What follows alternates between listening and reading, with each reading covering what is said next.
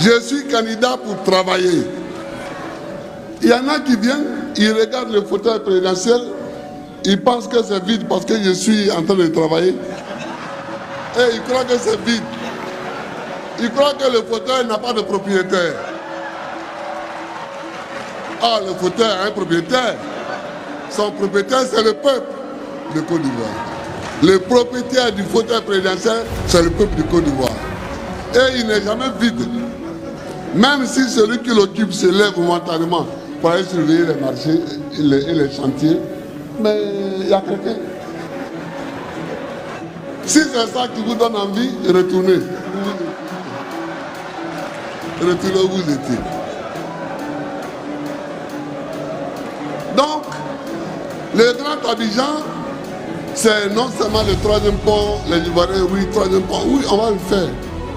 Mais le troisième pont retarde un peu pour une petite raison que je vais vous expliquer. Les gens ont voulu faire le troisième pont entre Marcory et Burundi en mettant un péage. J'estime que ce n'est pas une bonne idée. Si on met un péage entre Marcory et Cocody, moi je connais les Abidjanais, ils ne vont pas aller prendre ce pont-là, ils vont venir encore renouveler l'embouteillage sur le deuxième pont et sur le premier pont. Donc, nous avons du travail et nous travaillons. Sur l'agriculture, l'agriculture, le cacao.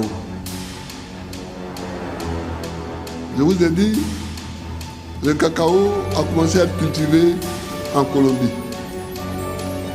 De la Colombie, il est arrivé au Brésil. Du Brésil, il est arrivé en Gold Coast. Et nous, on l'a pris en Gold Coast pour l'amener en Côte d'Ivoire. Aujourd'hui, nous sommes les premiers fournisseurs du marché mondial avec 40% des besoins. Nous allons multiplier notre production par 2. Voilà le plan agricole. Mais on ne s'arrêtera pas là. Après la production, il nous faut la transformation. Il nous faut broyer tout notre cacao ici. Il faut que dans 10 ans, toute notre production de cacao soit transformée ici en Côte d'Ivoire avant d'être exportée. Comme ça, nous avons 2 lignes d'emploi.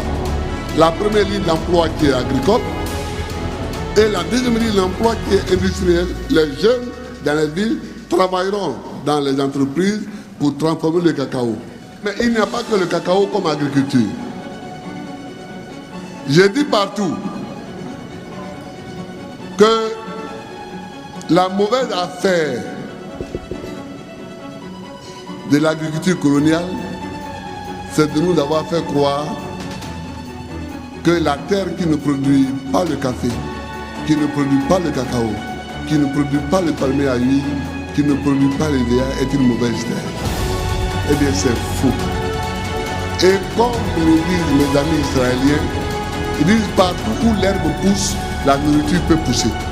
Mais la Côte d'Ivoire, c'est une honte que nous n'ayons pas une autosuffisance alimentaire.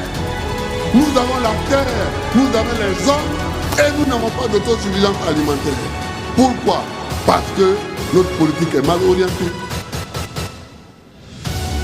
Je veux réduire la dépendance de la Côte d'Ivoire en riz vis-à-vis de l'extérieur.